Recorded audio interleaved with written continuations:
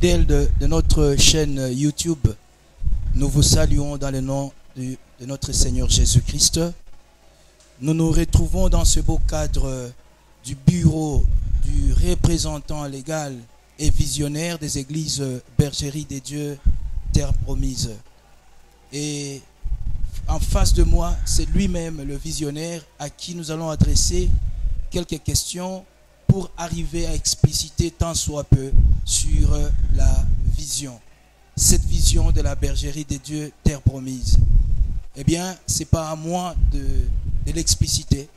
Sans tarder, je vais me tourner vers l'homme de Dieu que vous connaissez. Peut-être que certains veulent découvrir tout de suite. Il s'agit bien de notre pasteur, Don de Dieu Kaladi. Salut, papa représentant. Bonsoir. Merci de nous avoir accordé ce bon moment. Et comme je venais de le dire, nous voulons savoir c'est quoi la vision Bergerie des Dieux, Terre Promise. Bien sûr que le temps ne le permet pas d'en parler assez, mais peut-être un peu de mots. Et alors, ma première question, parce qu'on parle de la vision, c'est quoi la vision pour une église? Une église, c'est pas un bâtiment. Au demeurant, l'église, c'est l'homme qui est le temple du Saint-Esprit.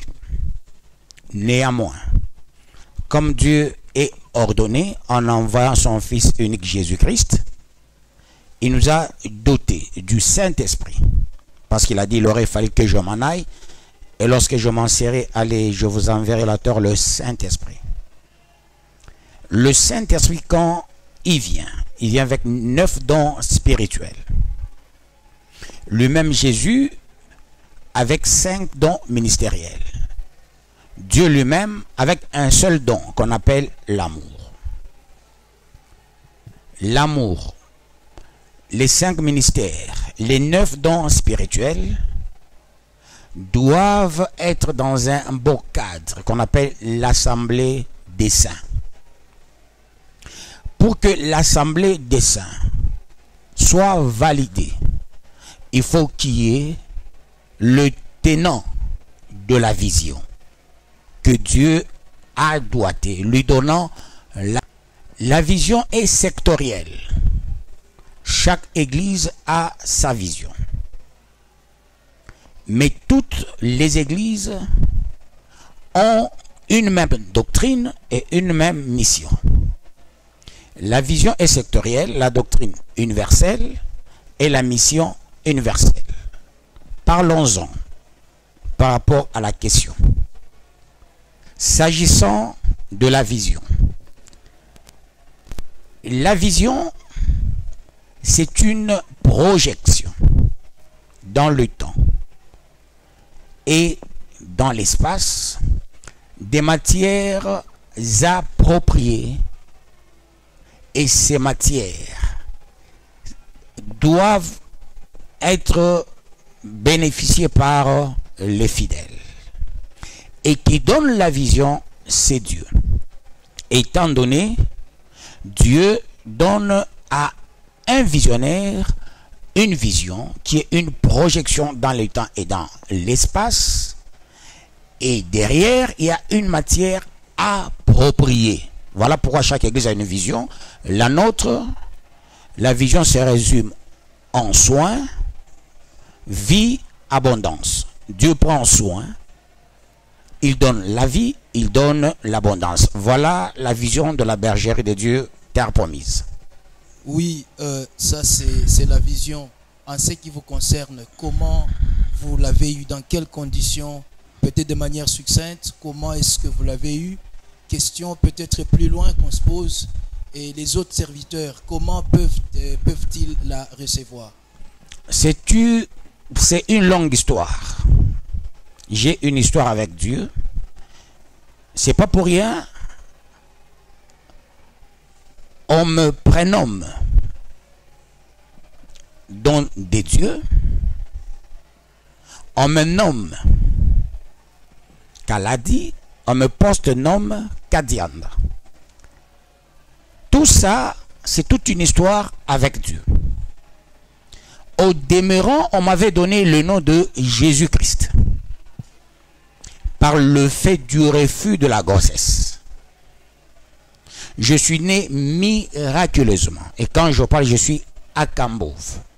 Je suis né ici à Kambove, à la maternité qui est voisine de cette église que je dirige. Et il y a beaucoup de gens qui m'ont transporté quand j'étais bébé, même dans cette église. Dans cette église, il y a mon grand frère, il y a ma grande sœur, il y a ma petite sœur, il y a aussi mon petit frère. Et vous comprendrez, l'histoire, c'est la naissance. Tout part de la natalité. Le visionnaire, sa naissance compte beaucoup. C'est là que vous constaterez, il y a des visionnaires, soi-disant, entre guillemets, ventriotes, qui n'ont pas une histoire avec Dieu. L'histoire de Jésus, c'est la natalité tout d'abord. Une naissance miraculeuse. Tout visionnaire, tout part de la naissance.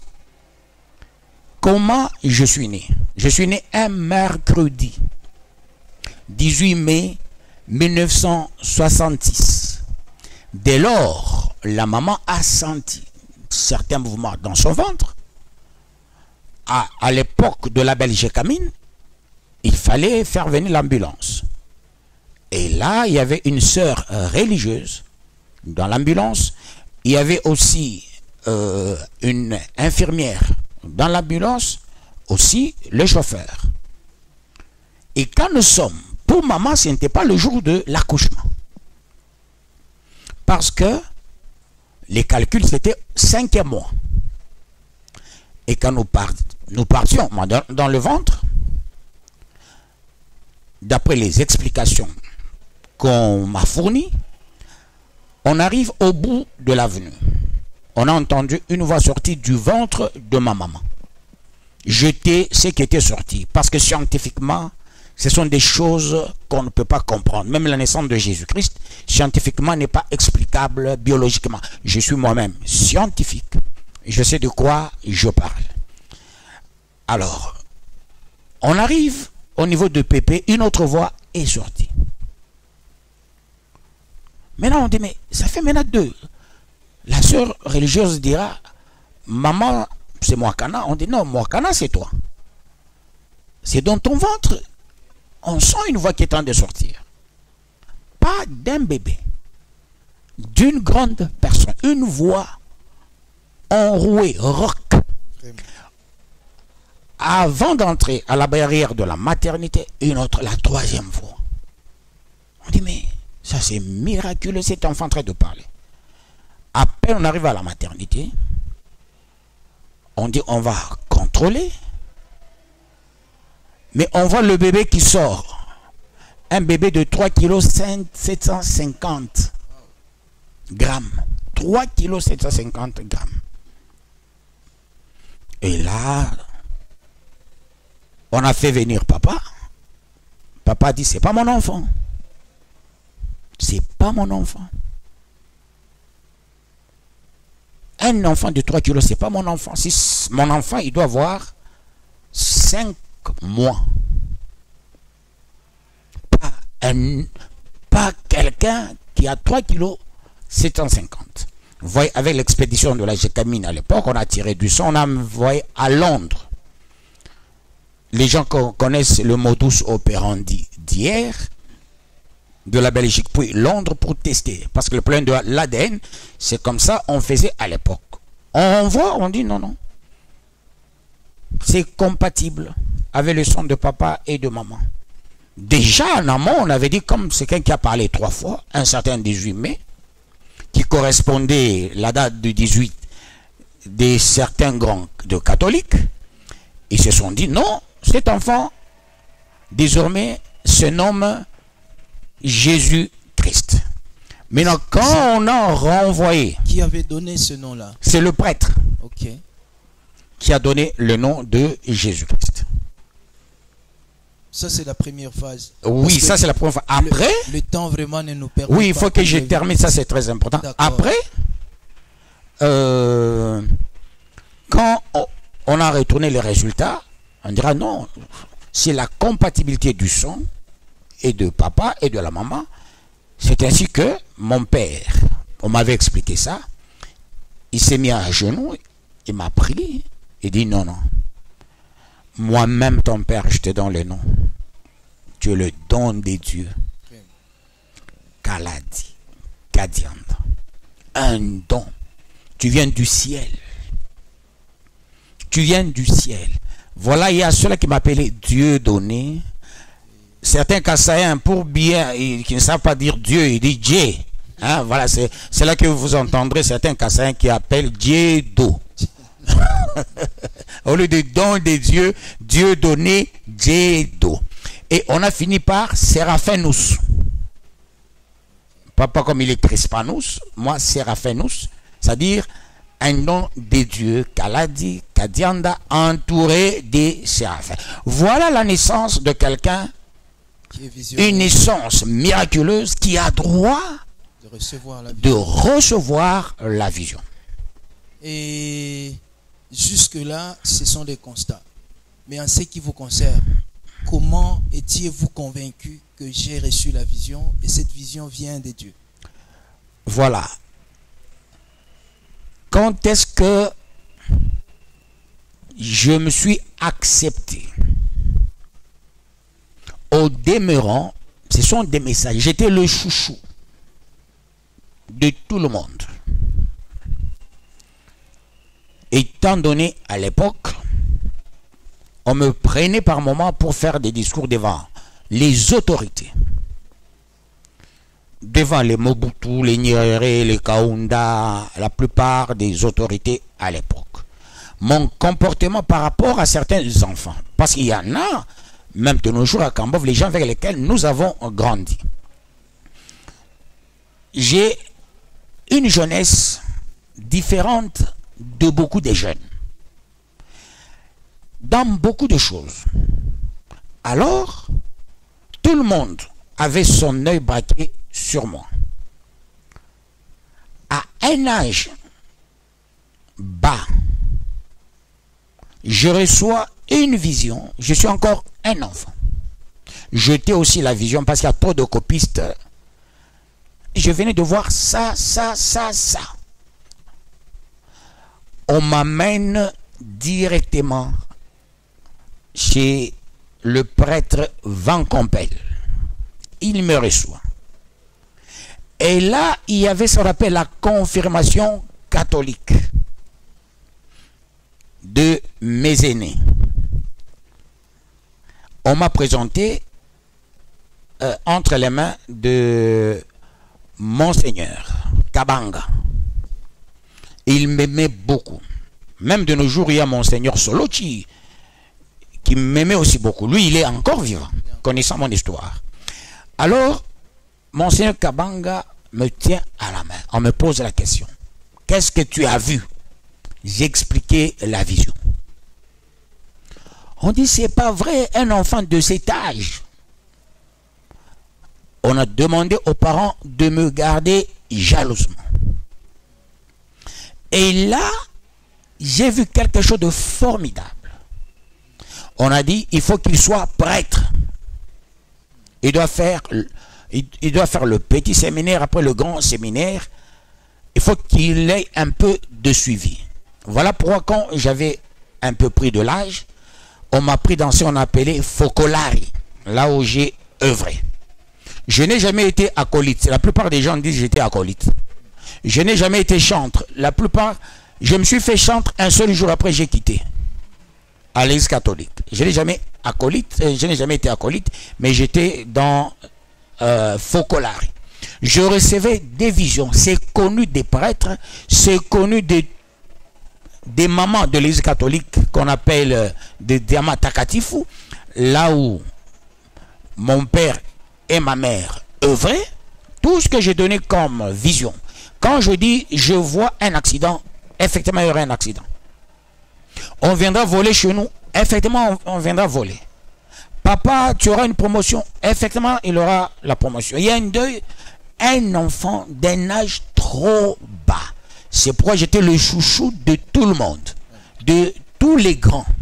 C'est là que tu comprendras, il y a certaines personnes, quelqu'un, il a maintenant 60 ans, il a 70 ans, il dit je suis son ami.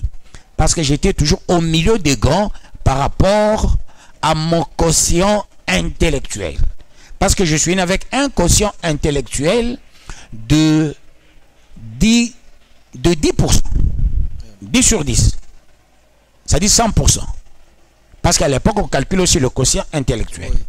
Par le fait de tester mon sang à Londres, on a demandé ma taille, le poids, le quotient intellectuel est sorti 10 sur 10, ça veut dire 100%.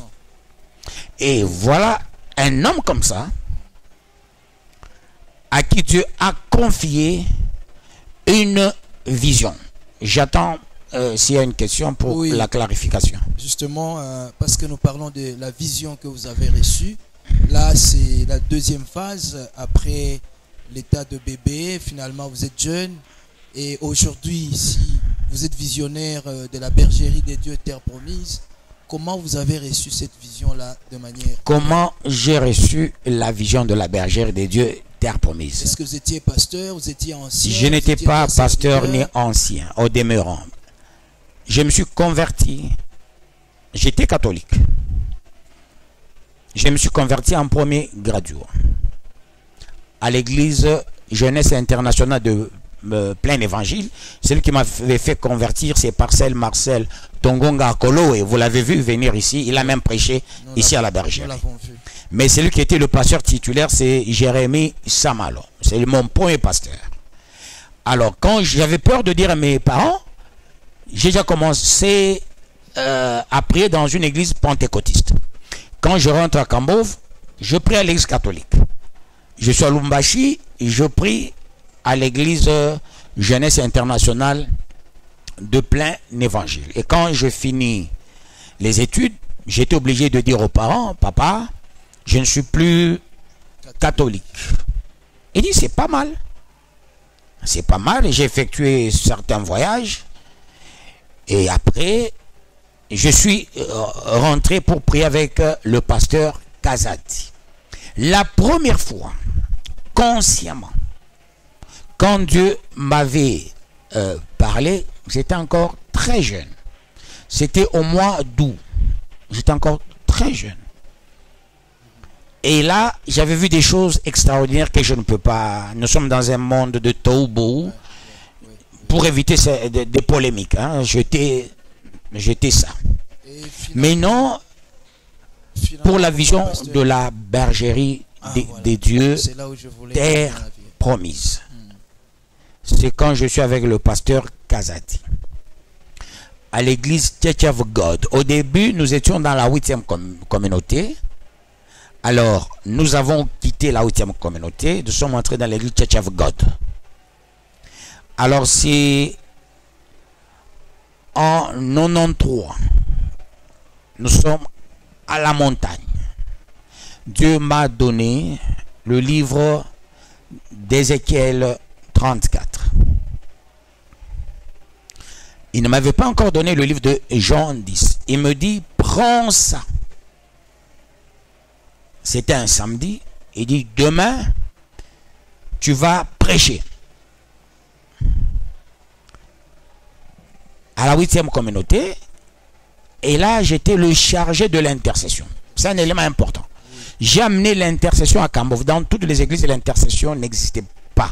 C'est moi qui avais amené l'intercession à Kambov. Alors, il fallait que je prêche. J'ai dit, mais comment je vais prêcher Ézéchiel 34 devant mon pasteur? Et quand je suis à la chaire, mais je vois pasteur Kyungu de l'Ikase 8e, il entre. Pasteur Jérémie, petit frère de pasteur Kazadi, il entre. Pasteur Mutombo Tikala, que tu connais bien, il entre. Alors je dis, mais Seigneur, je parle devant ces grands. Et là, je te dis la vérité, j'avais de la trouille. J'étais obligé d'écouter le message. Quand j'ai fini le message... Dans Ézéchiel 34 d'Ézéchiel 34, mon pasteur, il se tient debout. Il dit, voici l'homme qu'il faut pour la délivrance de ce pays. Amen. Amen. C'est fini. Après, nous sommes toujours à la même église. En 94, cette fois-ci, Dieu me donne Jean 10. Toujours à la montagne? Non, toujours à l'église. Ok. Dans l'église, chez le pasteur Kazati. Il me donne Jean 10. Je dis, merci beaucoup Dieu pour ce message que tu venais de me donner. J'ai parlé à mon pasteur, il dit, gardez ça, le pasteur Kazati. Gardez ça. Tu es un grand pasteur. Nous tous, on sera derrière toi. Tu vas nous nourrir. Tu vas nous vêtir. Et c'est toi qui vas m'enterrer un jour. Et j'ai enterré le pasteur Kazati. Tout le monde en sait. Oui. Et j'ai même marié sa fille dernièrement. Oui. Tout ce qu'il avait dit. Oui. Mais arrivé à 95, le pasteur Kazadi, dans l'église, il se tient debout. Il dit ceci. Mon père spirituel, mon pasteur à moi, il dit, mon père spirituel m'a dit. Je n'ai pas cru à ce qu'il m'avait dit. Dieu lui-même est venu de me confirmer. À dater de ce jour, il a parlé devant l'église. Votre pasteur, vous tous, c'est le pasteur Kaladi, don de Dieu. Et là, je suis son pasteur assistant. C'est le pasteur don de Dieu Kaladi qui est votre pasteur. Il est aussi mon pasteur. C'est lui qui va l'écouter. Il sera béni. Celui qui ne l'écoutera pas, il ne sera jamais béni. Il dit à Maman Anto, voilà pourquoi nous prions avec Maman Anto qui est sa femme dans notre église. Allez, Anto, tiens-toi debout. Je me suis de l'appeler Anto, c'est une maman. Anto, tiens-toi debout. Le maman, tiens-toi debout. Daddy, tiens-toi debout. Votre père, c'est le pasteur don de Dieu Kaladi. Lui, il est encore vivant. Tu connais comment sont les balubakata en matière des églises? Hein? Un mouloubakat te laisser l'église. C'est pas facile. Non, c'est là où les Romains s'empoignèrent. Mais lui, c'est un exceptionnel. Un exceptionnel. Il dit, c'est lui votre pasteur. Notre superintendant, Kabengele, Dieu me demande, comme c'est mon superintendant, je ne peux pas dire ce que j'ai fait, jeter ça. Après avoir fait ce que jeter, il dit l'homme du temps est là. On reçoit l'évêque, Lévi Clark du Canada. Toujours de Church of God. Toujours l'évêque Lévi Clark du Canada. Il vient toujours de Church of God. Il me présente. Il dit voilà l'homme que j'ai vu quand j'étais au Canada et sa femme passer devant. Ah bon? Il a doigté ma femme. C'est là ta femme? J'ai dit oui. Vous deux passez devant. L'homme des situations est là. On reçoit le pasteur Machumbi. Il dit c'est lui le David du Congo. Il est là. Là, je suis encore à l'église Church of God. Tous les messages, que ce soit les postolos, que ce soit les gens du 30e comme le pasteur de JTL, hein? Pasteur Kasongo Mulunda, il a déjà fait aussi un bon message pour moi. Tous ces pasteurs qui ont fait des bons messages pour moi. Il y a Tata qui a fait un bon message pour moi. C'est-à-dire beaucoup de pasteurs. S'il faut épiloguer sur ça, on n'aura pas tout le temps. Ouais. Bref, et c'est comme ça Dieu parlait par les hommes. Il m'a parlé aussi. Mais quand est-ce qu'il fallait commencer la bergère de Dieu? Of God. Dieu me dit, c'est fini, toi ici. Écris, le 25 juillet 98, tu vas commencer une église. Je te donne un signe. Tu auras les jumeaux au mois de mai en 98. Après ces jumeaux, je vais te mettre en contact avec certaines personnes qui ont une certaine notoriété pour soutenir l'œuvre. Après, tu seras enlevé. Après tout ça, tu vas commencer une grande œuvre. Et là, c'est en 97. Et effectivement, quand Dieu a parlé, nous avons attendu le temps pour commencer l'œuvre. arrivé en 98, au mois de mai, j'ai eu des jumeaux. Et après ces jumeaux, j'ai dit, ah, ce que Dieu avait dit, ça commence à venir. On m'a enlevé, j'ai dit, ah, la chose est arrivée. Après mon enlèvement, on voulait me pendre à cette époque. On m'a laissé et j'étais connecté au président Kabila. Et quand j'étais connecté, Mouzé, j'étais connecté. Et avec lui, on a fait un contrat. Je dois faire la délivrance du palais de la nation, la délivrance du palais du peuple en 99. Et on attendait qu'on commence en 98,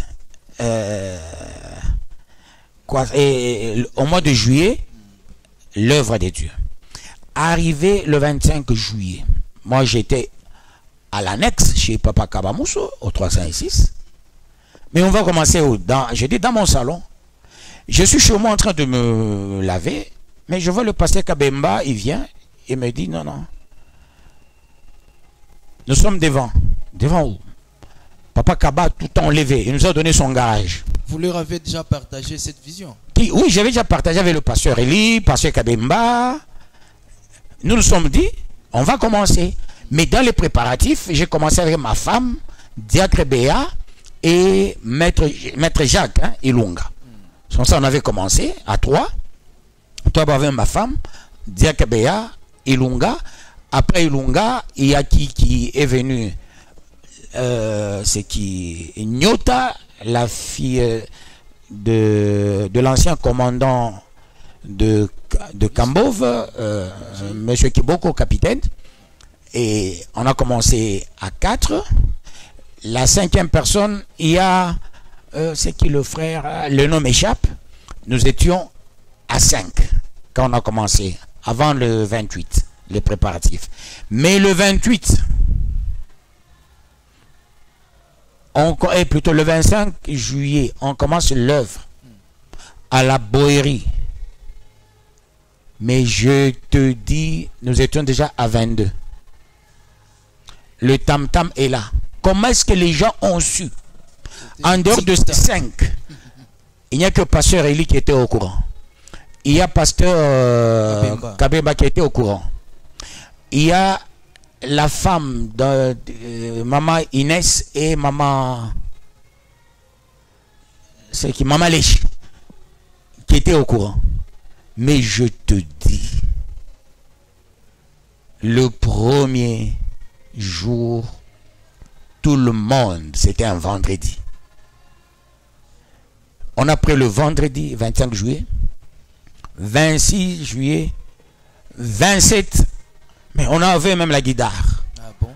Voilà à peu près comment est résumé notre vision. Merci beaucoup, papa pasteur. Malheureusement, vraiment, le temps nous fait défaut. Je vais quand même poser la dernière question. Vous avez reçu finalement la vision. J'ai entendu parler ici des 3 mots: soins, vie et abondance. Et quand on parle des soins, qu'est-ce que les fidèles attendent de ces soins-là tels que vous l'avez reçu? Quand on parle de la vie, qu'est-ce que les fidèles attendent de cette vie-là? Et l'abondance, qu'est-ce que les fidèles attendent de ce mot-là? Soin, c'est dans Ézéchiel 34, 11, là où Dieu lui-même dit, moi-même je prendrai soin de mes brebis et je ferai la troupe en revue. Soin, Dieu prend soin de quelqu'un. Il commence avec moi. Prendre soin, c'est sur le plan spirituel. Prendre soin sur le plan matériel. Prendre soin sur le plan financier, sur le plan santé. Quand on est à la bergerie, c'est Dieu qui prend soin de toi. Amen. Et Jean 10, 10. Le voleur ne vient que pour dérober, égorger et détruire, mais moi je suis venu afin que mes brebis aient la vie et qu'elles soient dans l'abondance. Voilà pourquoi il y a la vie et l'abondance. Dieu nous donne la vie. Et cette vie qui se transforme en vie éternelle et nous donne l'abondance. D'où dans cette église, c'est Dieu qui nous nourrit. C'est Dieu qui fait tout pour nous. Amen. Il nous donne la sagesse. Amen. Il nous donne l'intelligence. Il nous donne le discernement. Il nous donne la révélation. Nous sommes une vision la plus heureuse de la terre. Amen. Voilà. Ah, merci beaucoup. Je pense que vous allez accepter que nous puissions arrêter par là, tout en demandant à ce que Dieu nous donne encore prochainement une occasion. Là, nous allons encore décortiquer de plus en plus des explications, toujours autour de la vision. parce que je sais que c'est peut-être un exemple à suivre et qui ne dépend pas de nous, mais qui ne dépend que de Dieu. Je ne sais pas si vous avez un dernier mot. Je renchéris ce que tu as dit. Ça ne dépend pas de celui qui veut. Ça ne dépend pas de celui qui court. Mais ça dépend de Dieu qui fait miséricorde à qui il fait miséricorde. D'où ça ne dépend pas de notre bonne volonté, ni de notre propre foi. Ça dépend de Dieu lui-même. Et nous nous soumettons à Dieu et à Dieu seul. Je demanderai aux uns et aux autres. Si Dieu ne t'a pas appelé, tu dis j'ai commencé la vision. Faites attention. Comment es-tu né? C'est là qu'on voit les fossoyeurs au jour d'aujourd'hui, soi-disant visionnaires, mais sont là pour rançonner. Ils sont des ventriotes. Avant la vision, quand on a une vision, c'est Dieu qui donne la provision. La provision est spiritualisable, il est aussi matérialisable. Cela se justifie par le fait de la parole. C'est fait chair. Autrement dit, quand on a Dieu, c'est Dieu qui te nourrit via les gens que lui va doiter. Pas nous, serviteurs, de doiter les gens qui vont nous nourrir, nous vêtir. C'est assimilable à de l'escroquerie. Je bénis tous ceux qui nous ont suivis. Soyez élevés. Que Dieu prenne soin de vous. Qu'il vous donne la vie. Amen. Qu'il vous donne l'abondance dans le précieux nom de notre Seigneur Jésus-Christ. Et comme j'ai la compassion de mon pays, je bénis le Congo. Et comme Dieu demande à nous, serviteurs de Dieu, de prier pour les autorités, je prie pour les autorités politico-administratives, tant civiles que militaires, de l'opposition ou du pouvoir. Toute autorité vient de Dieu. Je vous bénis au nom de Jésus-Christ. Amen. Amen. Merci, fidèles de notre chaîne YouTube. Nous disons aussi merci à notre papa représentant qui nous a accordé ces bons moments. Je vous fixe rendez-vous très prochainement. Restez fidèles. Merci beaucoup. Merci.